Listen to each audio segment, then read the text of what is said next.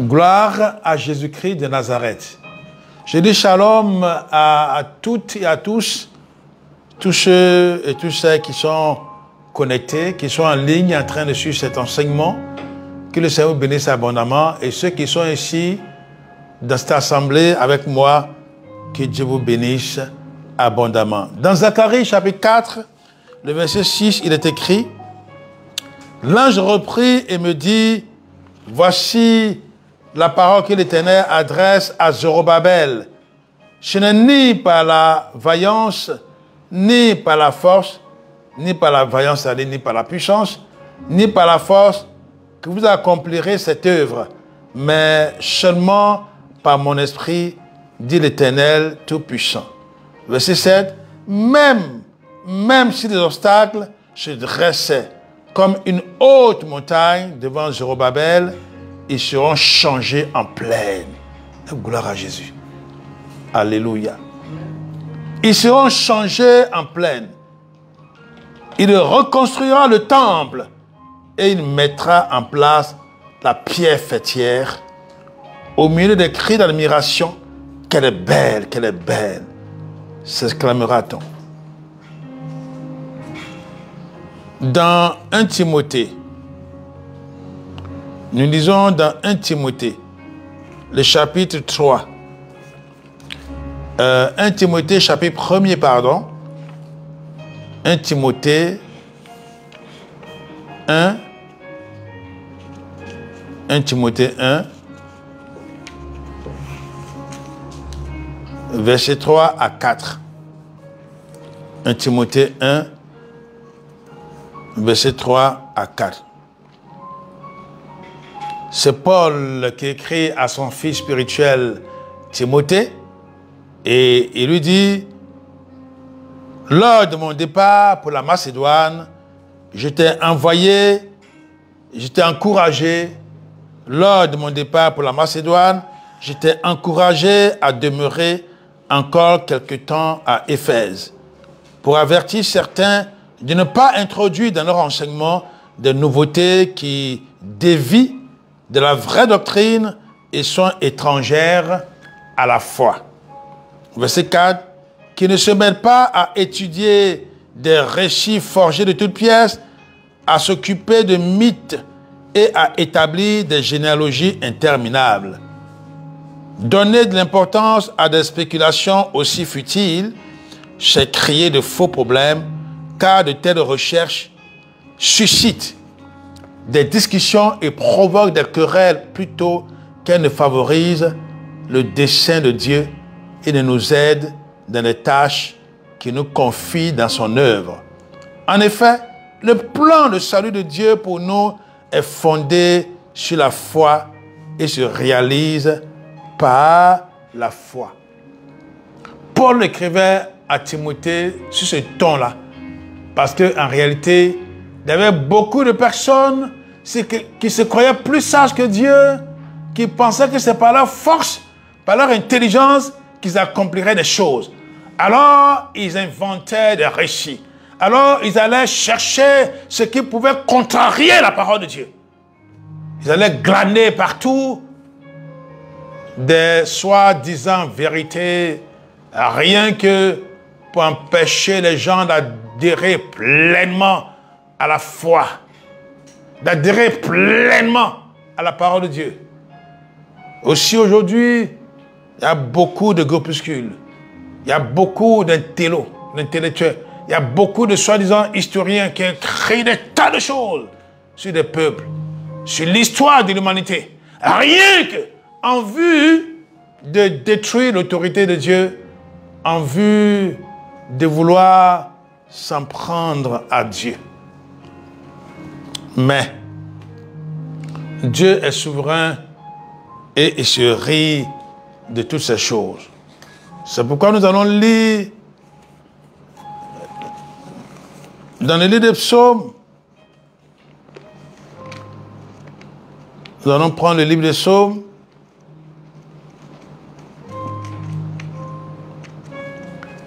Nous allons prendre Psaume, le chapitre 2, dans le second chapitre de Psaume.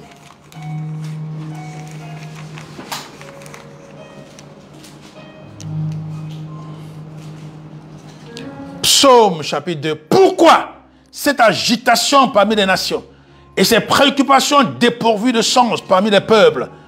Les rois de la terre se soulèvent et les chefs se liguent ensemble contre l'Éternel et contre celui qu'il a désigné par onction. Contre l'Éternel, contre son oint.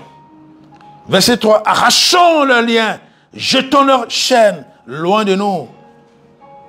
Leurs liens, leurs chaînes représentent la souveraineté de Dieu, représentent l'autorité de Dieu.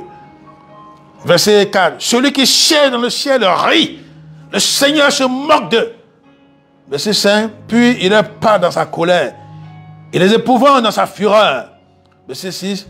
C'est moi qui ai établi mon roi sur Sion, ma montagne sainte. Verset 7. Je vais proclamer le décret de l'Éternel. Oui, le psalmiste proclame le décret de l'Éternel. Dieu m'a dit, tu es mon fils, je t'ai engendré aujourd'hui. Demande-le-moi et je te donnerai des nations en héritage, des extrémités de la terre en possession. Oui, c'est à Christ Jésus que Dieu s'adresse ainsi. Verset 9. Tu les briseras avec un sceptre de fer. Tu les briseras comme le vase d'un potier. Verset 10. Et maintenant, roi, conduisez-vous avec sagesse. Président, dirigeant de toute nation, conduisez-vous avec sagesse. Juge de la terre, laissez-vous instruire. Verset 11. Servez l'Éternel avec crainte et réjouissez-vous tout en tremblant. Verset 12. Rendez hommage au Fils de Dieu vivant, de peur qu'il ne s'irrite et que vous n'alliez à votre perte, car sa colère s'enflamme rapidement. Heureux tous ceux qui se confient en lui. Oui, vous l'avez peut-être deviné, notre sujet de ce matin est le suivant. Dieu conduit toutes choses selon sa prescience. Dieu conduit toutes choses selon sa prescience. Dieu gouverne le monde selon sa prescience, selon ce qu'il a prévu d'avance, selon sa volonté. C'est très important. Les hommes aujourd'hui aiment spéculer, même parmi les chrétiens, et cela fait pitié. C'est dommage, mais ça fait pitié. Quand vous entendez des chrétiens qui détournent leur regard à la parole de Dieu et qui vont spéculer avec l'histoire que les hommes ont écrite, qui vont spéculer avec des opinions d'humains, et qui, je l'ai dit, comme on le dit communément, qui racontent leur vie. Je m'excuse d'utiliser cette expression, qui racontent leur vie. Et Dieu les met en garde et qu'on relise le psaume chapitre 2. Oui, c'est Dieu qui est souverain. Il est dit dans Éphésiens, le chapitre 1er et 11. Le chapitre 1er et le verset 11. Éphésiens 1, verset 11. Éphésiens chapitre 1, verset 11. Nous lisons tout le verset 11, mais en réalité, c'est la partie B qui nous intéresse. Éphésiens chapitre 1er, verset 11. Dans tout ce qui appartiendra un jour au Christ, nous aurons notre part. C'est en Jésus-Christ que cela se fera. Et c'est en lui aussi que nous avons été déclarés héritiers par décret de celui qui a le pouvoir d'accomplir tout ce que sa volonté a décidé. Dieu a le pouvoir d'accomplir tout selon ce que sa volonté a décidé. Et au verset 4, nous remontons un peu plus haut, le verset 4, avant même de poser les fondations du monde, avant même de créer le monde, Dieu nous a choisis en Christ pour que nous vivions une vie sainte et irréprochable sous son regard. C'est là un mystère. Dieu a choisi ceux qui font partie de la grande famille divine avant même la fondation du monde. Ça veut dire qu'Israël a été choisi avant la fondation du monde. Ça veut dire, l'Église de Dieu a été choisie avant la fondation du monde. Cela veut dire, si toi-même tu décides d'entrer dans le plan de Dieu, alors tu feras partie des choisis de Dieu, des oints de Dieu, avant la fondation du monde. Dans Ephésiens chapitre 2, il est dit que ceux qui ne veulent pas s'engager dans le plan de salut de Dieu, ceux qui ne veulent pas accepter de marcher avec Dieu, ce sont les démons qui travaillent avec eux. C'est les démons qui agissent en eux. Dans le verset 5, il est dit, Dieu s'était proposé à l'avance dans son plan de nous adopter par amour comme ses propres enfants, par Jésus-Christ. Tel a été son dessein bienveillant, telle sa volonté. Oh là là, oh, gloire à Jésus-Christ de Nazareth. C'est extraordinaire que ce Dieu, dans sa préscience, dans sa souveraineté, t'ait choisi comme celui qui la prunait de ses yeux. Nous allons lire Ésaïe chapitre 46 et le verset 10.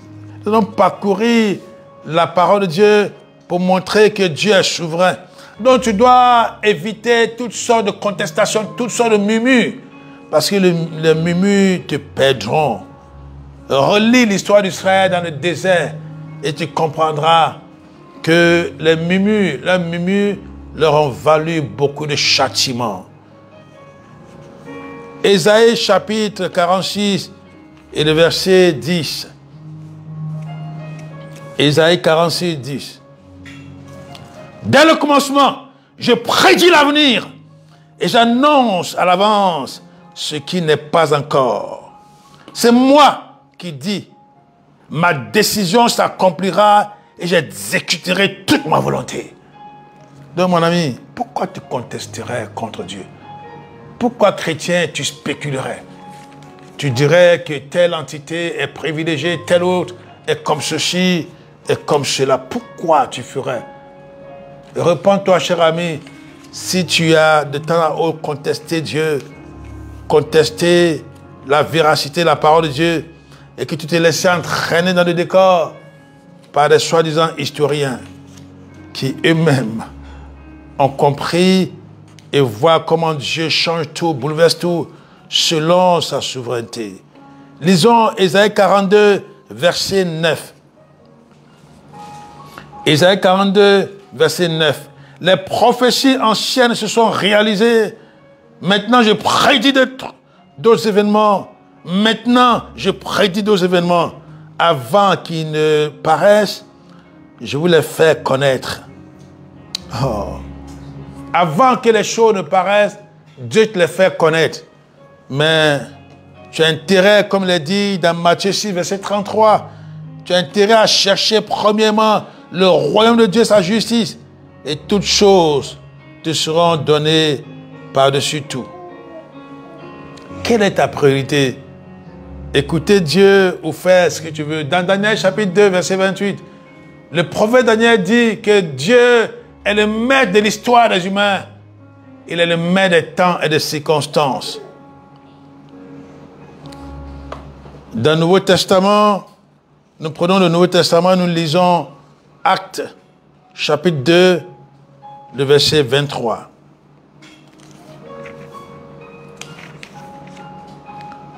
Dieu agit conformément à sa préscience et conduit toutes choses dans le monde selon sa souveraineté. Tu gagnerais à t'humilier devant Dieu parce que l'humilité prêchait la gloire.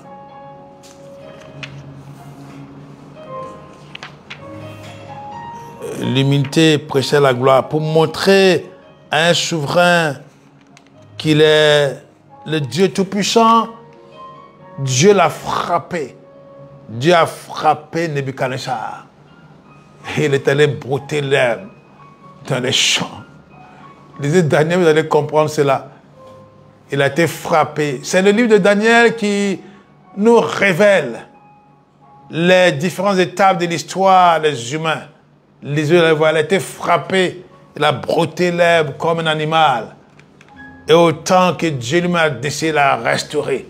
Et c'est lui-même qui a rendu témoin. Vous n'allez pas croire, mais relisez le livre du prophète Daniel et Dieu va vous révéler des choses extraordinaires. Il va vous faire comprendre des choses extraordinaires. L'Esprit de Dieu va vous faire comprendre que ce n'est ni par la force, mais c'est par son esprit. Zacharie, chapitre 4, verset 6 à 7. Alors nous lisons Actes des Apôtres, chapitre 2, et nous lisons le verset 23. Eh bien, cet homme a été livré entre vos mains. Pierre parlait ainsi de Christ. Cet homme a été livré entre vos mains. Notez bien que Dieu en avait décidé ainsi dans son plan et qu'il avait prévu que cela arriverait. Une fois qu'il était en votre pouvoir, qu'en avez-vous fait? Vous l'avez tué en le faisant crucifier par la main des hommes qui ne connaissent pas Dieu. Verset 24. Mais Dieu a brisé les chaînes de la mort. Il a ressuscité parce qu'il était impossible que la mort le retienne captif. Je voudrais que vous reteniez que Dieu a fait cela conformément à ce qu'il avait décidé dans son plan, qu'il avait prévu. Il avait prévu que cela arriverait. Dieu conduit toutes choses selon sa prescience. Actes chapitre 3 et le verset 18. Nous restons dans Actes et nous lisons cette fois-ci le chapitre 3, le verset 18 du chapitre 3. Mais Dieu a accompli de cette manière ce qu'il avait annoncé d'avance par tous ses prophètes, à savoir que son Messie devrait mourir après avoir enduré bien des souffrances. Oh, ce Dieu-là, il faut le craindre, il faut avoir peur de lui. Nous continuons toujours dans Actes des Apôtres, Actes chapitre 4, du verset 27 au verset 28. Verset 27. En effet, c'est bien une ligue qu'Hérode et Ponce Pilate, les nations et les peuples d'Israël ont formé dans cette ville contre ton saint serviteur Jésus. C'est bien complot qu'Hérode et Ponce Pilate, les nations et les peuples d'Israël ont formé dans cette ville contre ton saint sauveur Jésus. Ton saint serviteur, pardon, contre ton saint serviteur Jésus, que tu as choisi comme Messie. Verset 28. Mais il ne fait qu'accomplir tout ce que dans ta puissance et ta sagesse, tu avais décidé d'avance. Mais il ne fait qu'accomplir tout ce que dans ta puissance et ta sagesse, tu avais décidé d'avance. Oui, Dieu accomplit toutes choses selon sa prescience, selon le plan qu'il a conçu d'avance. Quelle est ta priorité, cher ami, face aux circonstances? Quelle est ton opinion face aux circonstances de la vie, face aux événements qui se déroulent dans le monde entier? Quand il s'agit de prendre position, surtout toi, chrétien, quelle est ton attitude? Qu'est-ce que tu fais dans la vie de tous les jours face aux événements qui ont lieu? Jérémie a reçu du Seigneur, il a reçu de l'Éternel que les Israélites, en leur temps, devraient se rendre au roi de Babylone pour avoir la vie sauve. Ceux qui l'ont fait ont eu effectivement la vie sauve, mais ceux qui ont refusé de le faire ont perdu. Ils ont échoué. Il y en a qui ont été tués. Ils ont été massacrés. Nous lisons pour cela le livre de Jérémie. Nous lisons Jérémie chapitre 27, verset 17. Jérémie chapitre 27 et le verset 17.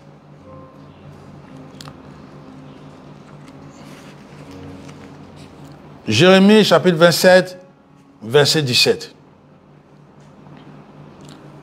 Ne les écoutez pas. Je vais lire à partir du verset 16. Ensuite, je me suis tourné vers les sacrificateurs et vers tous les gens qui étaient là. Et je leur ai dit, ainsi parle l'Éternel, n'écoutez pas la voix de vos prophètes qui vous prophétisent en disant, voici que les ustensiles du culte de la maison de l'Éternel vont bientôt être rapportés de Babylone. Leurs prophéties sont des mensonges. Verset 17, ne les écoutez pas. Soumettez-vous au roi de Babylone et vous aurez la vie sauve.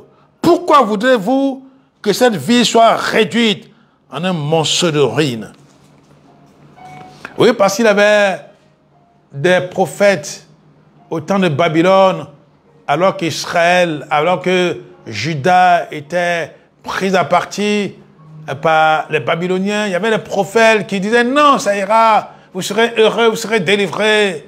Oui, d'ailleurs, ce qu'ils avaient pris auparavant seront rapportés. Ce qu'ils avaient pris auparavant sera rapporté et placé dans le temple de l'Éternel. Et Jérémie, qui était un homme de Dieu au cœur de l'intimité de Dieu, leur a dit que ce n'est pas vrai, parce que ce n'est pas ce que Dieu lui a dit. Il ne fallait pas qu'ils écoutent. Il faut qu'ils se soumettent au roi de Babylone. Et se soumettent à l'ennemi. Le roi de Babylone qui détruit. Le roi de Babylone qui adore d'autres dieux et qui se vante. Pourquoi on se laisserait entraîner par lui? Mais Dieu est souverain, il a préparé les choses, il fait tout selon ce qu'il a prévu, selon son plan. Parce que Dieu est omniscient. Toi, tu es limité. Tu es limité. Dieu est omniscient. Il est omniprésent. Il est omnipotent. Nous allons lire Ésaïe chapitre 38. On reste plutôt dans Jérémie. Jérémie, le chapitre 38. Jérémie, le chapitre 38.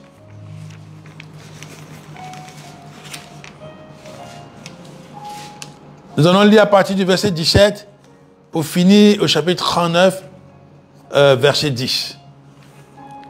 Ésaïe 17. Alors, Jérémie 38. Alors, nous lisons à partir du verset 17 et ce jusqu'au chapitre 39, verset 10. Jérémie, chapitre 38, verset 17.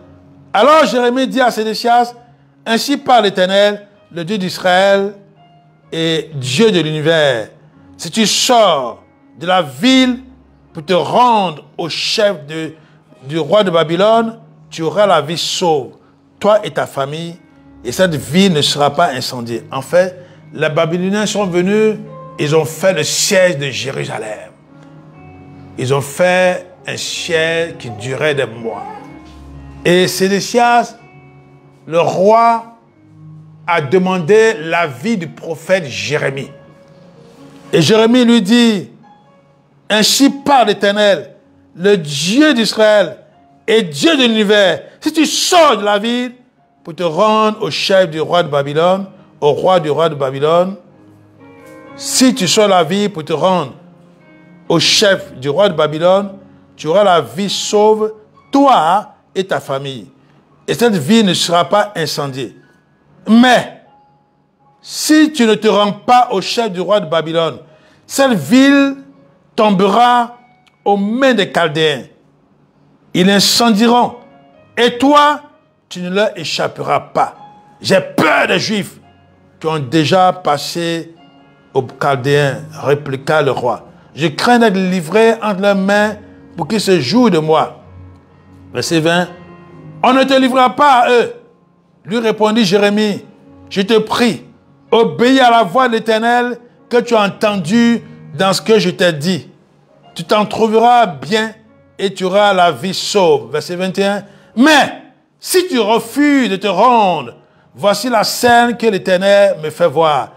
Toutes les femmes qui sont restées dans ton palais royal seront amenées auprès des chefs du roi de Babylone et elles te diront, tes bons amis t'ont tendu un piège et t'y voilà pris. Pendant que tes pieds s'empêtrent dans la boue eux, ils sont éclipsés. Eux, ils sont éclipsés. Verset 23, toutes tes femmes et tes enfants vont être livrés aux Chaldéens et tu ne leur échapperas pas. Car le roi de Babylone se saisira de toi et cette ville sera incendiée par ta faute. Oui, parce qu'il aurait refusé la souveraineté de Dieu. Verset 24, alors Sédécias dit à Jérémie que personne ne sache rien de toutes ces conversations si tu ne veux pas être mis à mort. Verset 25, si les chefs apprennent que j'ai parlé avec toi et s'ils viennent te demander, répète ce que tu as dit au roi, est-ce que le roi t'a dit, ne nous cache rien si tu veux que nous te laissions en vie. Tu leur répondras, j'ai supplié instamment le roi de ne pas me faire ramener dans la maison de Jonathan, car j'y mourrai. Verset 27. Effectivement, tous les chefs vinrent trouver Jérémie pour le questionner et leur répondit conformément aux consignes que le roi lui avait laissées. Alors, il le laissait tranquille, car rien n'avait transpiré de l'entretien secret. Ainsi, Jérémie demeura dans la cour du corps de garde jusqu'au jour où Jérusalem fut conquise. Voici ce qui s'est passé lors de la prise de Jérusalem. Alors nous passons maintenant au chapitre 39, verset 1er.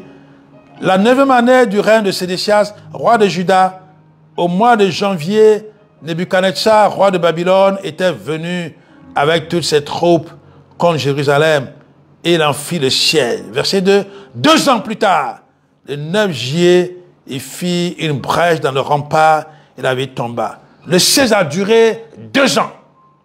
La ville tomba. Verset 3. Tout l'état-major du roi de Babylone pénétra dans cette brèche et établit son quartier général à la porte centrale.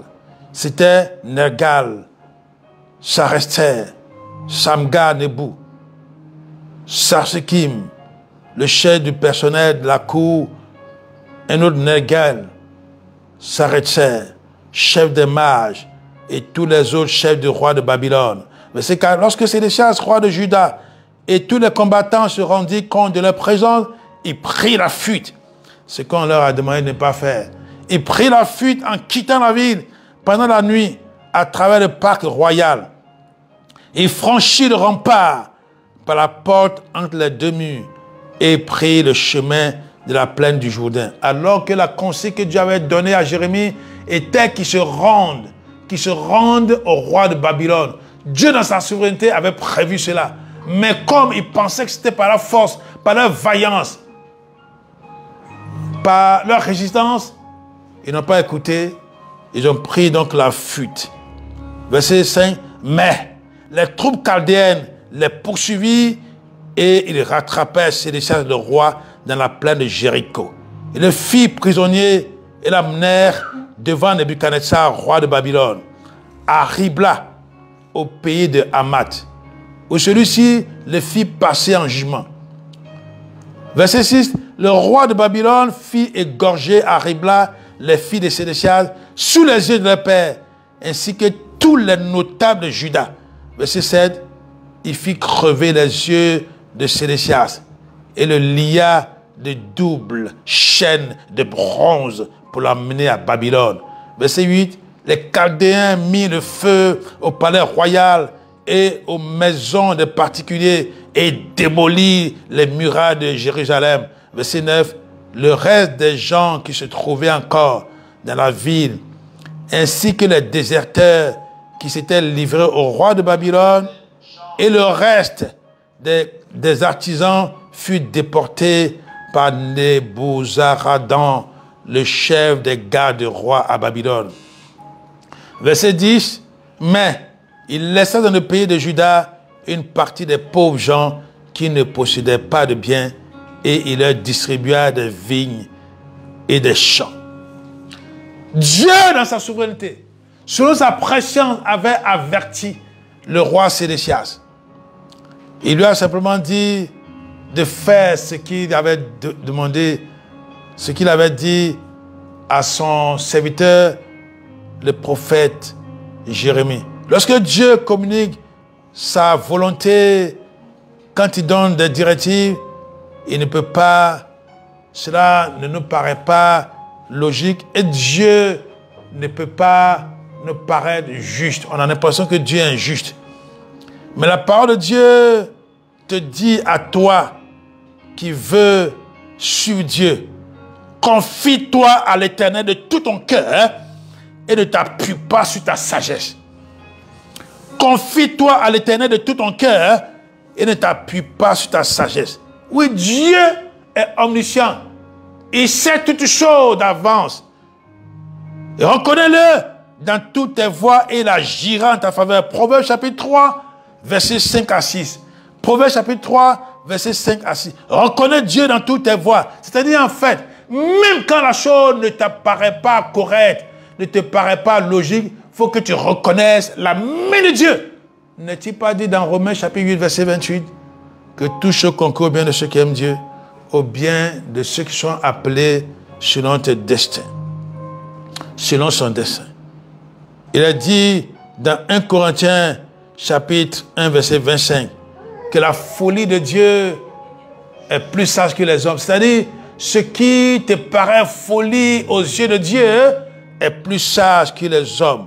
Et la faiblesse de Dieu est plus forte que les hommes. Si tu penses que Dieu a give up, que Dieu a abandonné, que Dieu est faible, cette faiblesse apparente est plus forte que les hommes. Il faut que tu comprennes cela. Il faut que tu comprennes que l'homme qui s'appuie sur son raisonnement, sa logique se pouvoir. Car il ne sait pas et ne discerne rien des choses spirituelles.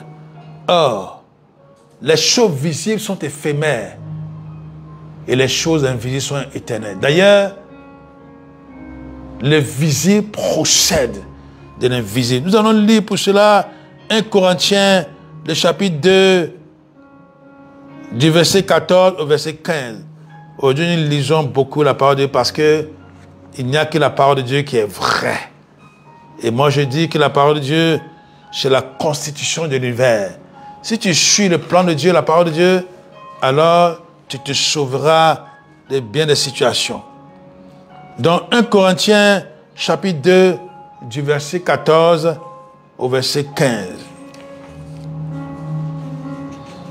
L'homme qui n'a que ses facultés naturelles n'est pas en mesure de percevoir ce qui vient de l'Esprit de Dieu. Il n'est pas en mesure de comprendre ce qui vient de Dieu. Il n'accepte pas ses dons et n'admet que par les vérités spirituelles. L'homme qui ne s'en tient qu'à ses facultés naturelles ne comprend pas les choses de l'Esprit de Dieu. Et il n'admet pas les vérités spirituelles. Elles sont à ses yeux pure folie et il est incapable de les comprendre. Pourquoi?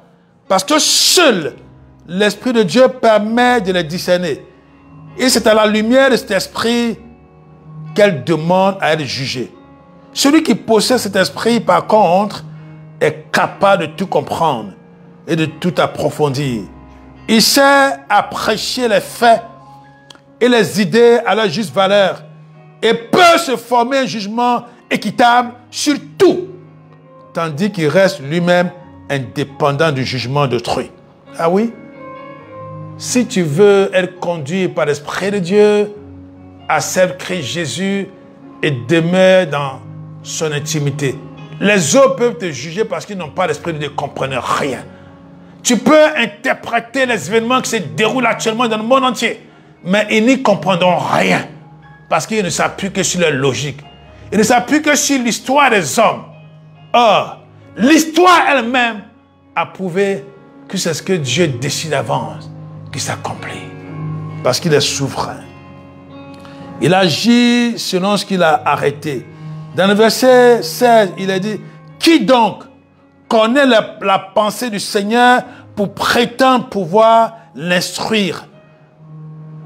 Mais nous qui avons reçu l'Esprit du Seigneur, nous possédons la pensée même du Christ. » Oui, si tu te mets dans l'intimité de Christ, il va te dévoiler beaucoup de choses et tu comprendras beaucoup de choses. C'est pour cela que Paul a dit à Timothée d'éviter les mythes, les querelles, les discussions avec ceux qui n'ont pas la pensée de Christ. Oui, il nous est arrivé parfois de discuter avec des gens, notamment sur les réseaux sociaux, mais nous avons compris finalement qu'ils ne comprenaient rien à la présence de Dieu, à la souveraineté de Dieu. Donc, nous perdions notre temps, on a été obligé d'effacer des messages parce que les gens ne comprenaient rien. 2 Corinthiens chapitre 4 et le verset 18. 2 Corinthiens 4, verset 18. Aussi, n'attachons-nous pas nos regards aux choses visibles, mais aux réalités invisibles. Ce que l'on peut voir ne dure qu'un temps. Les réalités invisibles demeurent éternellement. L'homme a sa vision des choses, il a son interprétation. Sa compréhension repose sur ses sens, sur ses connaissances. Or, les choses visibles procèdent de l'invisible. Vous pouvez lire cela dans Hébreux, chapitre 11, verset 3. Et c'est notre foi qui nous fait comprendre que ce que Dieu a décidé par rapport à Israël ou par rapport au monde entier s'accomplira coûte que coûte. Et cela ne dépend pas de ce que Dieu et ce que les autres veulent. Tout chose concourt au bien de ceux qui aiment Dieu. Nous avons déjà dit, Romains chapitre 8, verset 28. La vision de Dieu s'impose à tous. Ce qu'il promet se réalise. C'est lui qui est le maître de l'histoire, des temps et des circonstances. Quand il y a des combats que tu ne comprends pas, chers frères, chers sœurs, garde le silence devant les hommes qui t'accusent et interroge le Seigneur, puis accepte ce qu'il te dit, ce qu'il te répond. Dieu fait toutes choses conformément au plan qu'il a arrêté. Nous allons lire pour cela Romains chapitre 9, verset 16. Oui, je vous ai déjà prévenu, nous allons parcourir la parole de Dieu. Romains chapitre 9, verset 16. Les bénédictions de Dieu ne dépendent pas de nos efforts. L'homme a beau vouloir les acquérir et faire tout son possible pour les avoir, tout découle de la compassion divine. Nous allons lire aussi Jacques chapitre 4, Jacques 4, verset 13 à 15. Jacques se trouve après l'épître aux Hébreux, Jacques chapitre 4, et nous lisons du verset 13 au verset 15. Jacques chapitre 4, verset 13 à 15. Maintenant, écoutez-moi, vous qui dites, aujourd'hui ou demain, nous irons dans telle ou telle ville, nous y passerons une année, nous y ferons des affaires et nous gagnerons beaucoup d'argent. Verset 14. Savez-vous ce que l'avenir vous réserve? S'il y a même un demain pour vous, qu'est-ce que votre vie? Une légère brume visible quelques instants et qui se dissipe bien vite. Verset 15. Dites plutôt, si le Seigneur le veut bien et si nous sommes encore en vie, nous ferons ceci ou cela. Oui, tiens-toi à la souveraineté du Père. Le combat invisible. Oui, il faut que tu comprennes. Nous avons lu dans Éphésiens 1, 11b que Dieu fait toutes choses selon sa volonté. Ne courons pas le risque de nous opposer à la volonté de Dieu en disant, oui, moi j'ai fait ça, ton projet que tu as là, il faut le confier à Dieu. Ne courons pas le risque de murmurer contre Dieu. En murmurant, on conteste sa souveraineté. Israël a appris à ses dépens. Et si vous relisez l'histoire d'Israël dans l'Ancien Testament, le combat visible que mène Israël, et ça c'est une vérité fondamentale, est le reflet du combat invisible qui a lieu dans le monde céleste. C'est un mystère. Pour établir le règne de Dieu, pour établir, j'allais dire, le règne du bien dont il est la source, dont Dieu est la source, le Tout-Puissant, dans sa préscience, déploie les événements, il déploie lui-même les événements que les humains exécutent avec l'illusion qu'ils accomplissent leur volonté. Oui, les hommes ont l'illusion que c'est eux-mêmes qui agissent et que c'est conformément à ce qu'ils désirent. Alors, Dieu révèle qu'ils ne sont que des instruments qu'il utilise pour réaliser le plan qu'il a conçu d'avance. Nous allons lire pour cela Romains chapitre 9, verset 10, 17. Nous allons relire cela, j'allais dire. Romains chapitre 9, verset 17. Dans Romains chapitre 9, verset 17, il est dit, c'est à propos de Pharaon, je t'ai fait monter sur le trône pour montrer en toi, à travers toi, ma puissance, afin que soit publié sur la terre entière qui je suis. Il y a des présidents qui sont montés au trône, qui sont présidents, et ils s'enorgueillissent. Ils ne veulent pas chercher à comprendre, à discerner pour rendre gloire à Dieu, pour rendre grâce à Dieu. Ils pensent à par leur propre force, ou c'est parce que des gens puissants les ont poussés. Dieu te dit, si tu veux bien le comprendre, si tu me suis ce matin, que c'est grâce à sa souveraineté. C'est lui qui a fait cela pour manifester sa toute puissance. C'est pourquoi nous allons lire Ésaïe chapitre 37. Cette fois, c'est Ésaïe. Ésaïe chapitre 37, c'est encore un long passage. Oui, parce que c'est une nécessité ce matin. Ésaïe chapitre 37, versets 21 à 38. Ésaïe 37, 21 à 36.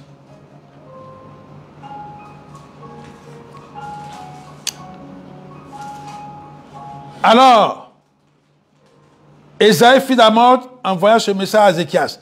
Ainsi parle l'Éternel, le Dieu d'Israël, que tu as invoqué au sujet de Sennachérib, roi d'Assyrie.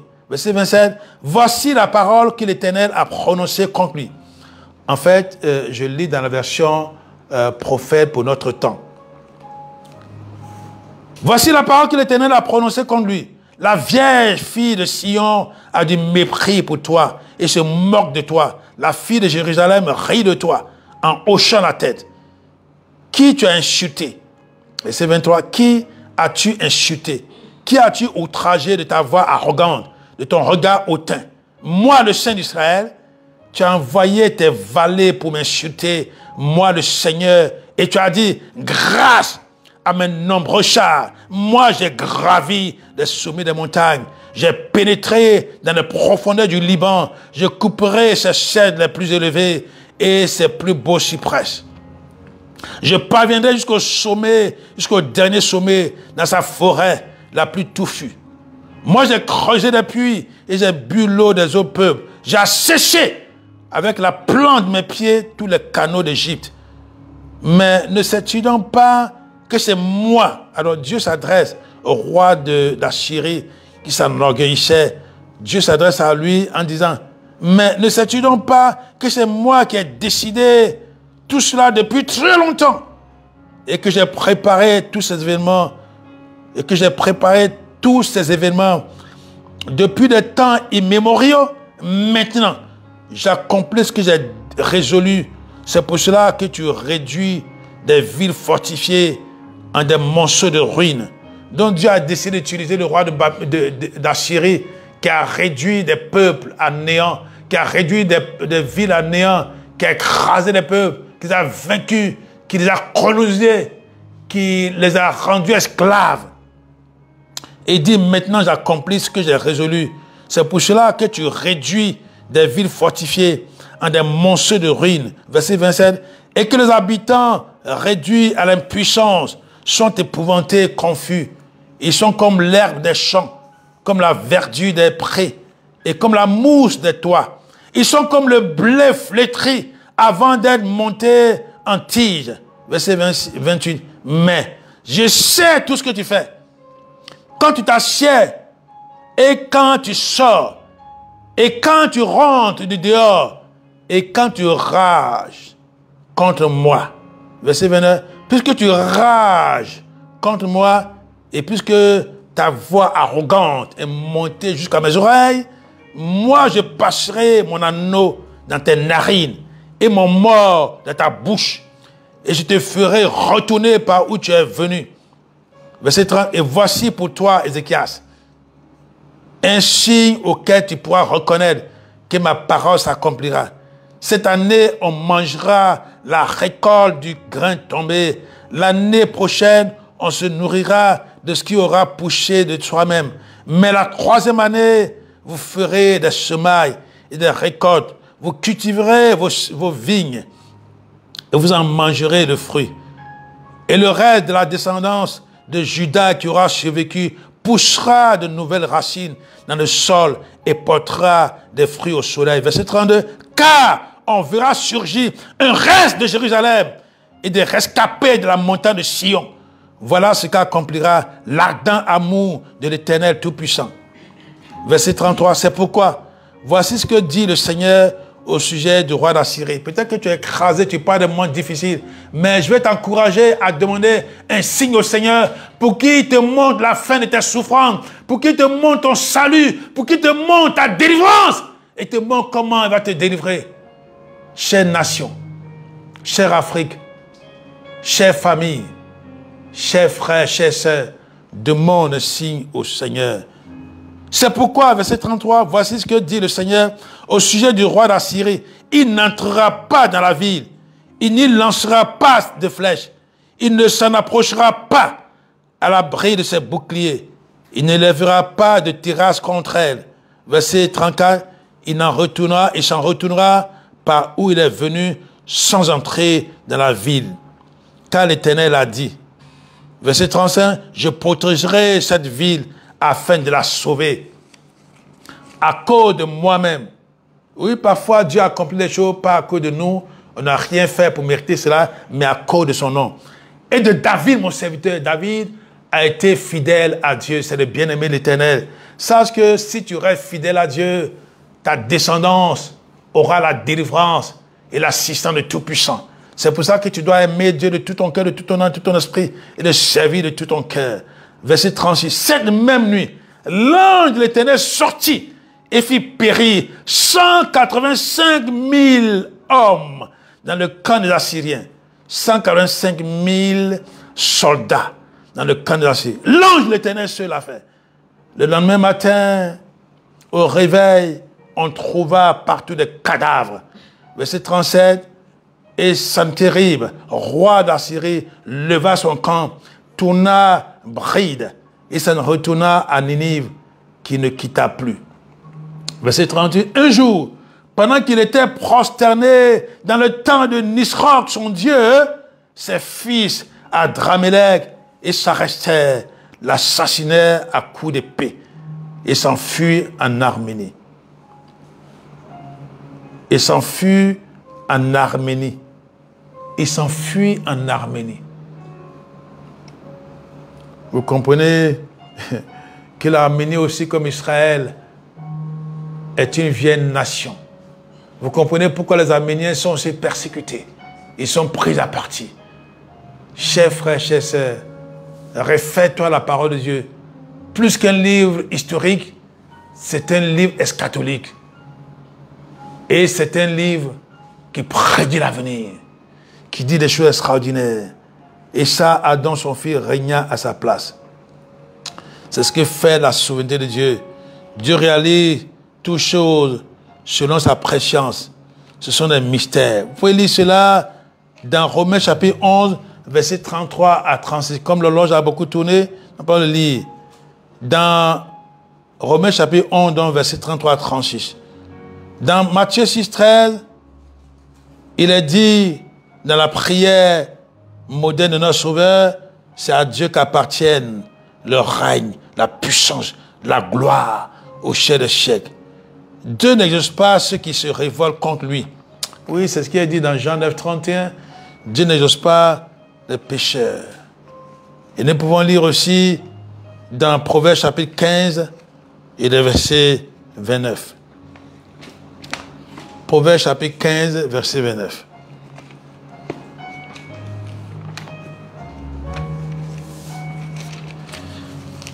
Dans Proverbes chapitre 15, verset 29, il est écrit: les mauvaises intentions 15, 29, pardon. L'Éternel se tient loin des méchants, mais il écoute la prière des justes. L'Éternel se tient loin des méchants, Proverbe 15, 29, mais il écoute la prière des justes. Oui, il faudrait que tu suives la volonté de Dieu. Les méchants, c'est ceux qui ne veulent pas suivre la volonté de Dieu. Il est dit que Dieu se tient loin d'eux. Pour conclure ce message, pour conclure, nous dirions que nous sommes appelés à rechercher la volonté de Dieu pour nous y conformer, pour notre propre salut et celui des autres. Nous pouvons lire cela dans Luc chapitre 22, verset 42, où Christ a dit, toutefois, je ne veux pas ma volonté, mais je veux que ta volonté s'accomplisse. Et dans Hébreux chapitre 5, verset 7 à 10, nous pouvons lire ça aussi là. Nous pouvons lire aussi cela. Que si nous nous soumettons à la volonté de Dieu, Dieu nous sauve des autres nos prières et il étend nos saluts à ceux que nous gérons. Ainsi, celui qui se soumet à la volonté de Dieu garantit son propre salut, son bonheur et celui de ceux dont il a la charge, la responsabilité. Oui, se soumettre à Dieu, c'est chercher son règne et sa justice. Matthieu 6, 33, où en es-tu dans l'établissement du règne de Dieu dans ta vie? Où en es-tu dans l'établissement du règne de Dieu et dans l'exécution, la réalisation de sa justice? Là où tu te trouves, là où tu exerces une responsabilité, où en es-tu avec le règne de Dieu et sa justice? Chers directeurs, chers présidents, chers surveillants, chers conseillers, chères femmes, chers maris, chers responsables, où est-ce que tu en es avec l'établissement du règne de Dieu? Où est-ce que tu en es avec la réalisation de sa justice? En attendant l'aboutissement final du plan de Dieu, il faut que tu te confies en lui, que tu t'attaches à sa parole. Parce que Dieu fait tout. Dieu conduit toutes choses selon sa préscience, selon son plan qu'il a arrêté. Nous allons prier. Père Céleste, merci pour cet enseignement que tu nous as donné, où tu nous fais comprendre, individuellement comme collectivement, au plan social, au plan mondial, que tu accomplis les événements qui ont lieu dans nos vies, que ce soit dans la vie de l'individu, que ce soit dans la vie d'une famille, d'une nation, dans la vie du monde entier. Tu as accompli toutes choses d'après ta souveraineté, selon le plan que toi-même tu as élaboré avant même la fondation du monde. Seigneur, donne-nous, s'il te plaît, au lieu de nous révolter, au lieu de murmurer, donne à chacun de nous de chercher à comprendre ton plan et de chercher à y entrer afin de marcher dans le salut, dans le bonheur que tu as élaboré en notre faveur. S'il te plaît, Seigneur, oui, je prie que tu libères nos cœurs de révolte, de murmures, et que tu nous permets d'accepter ta volonté, de nous incliner face à ta volonté, parce que nous ne voulions pas, tu accompliras ta volonté. Tu accompliras le plan que tu as élaboré dès avant la fondation du monde. Que la gloire et l'honneur te soient rendus au nom de Jésus-Christ de Nazareth. Amen.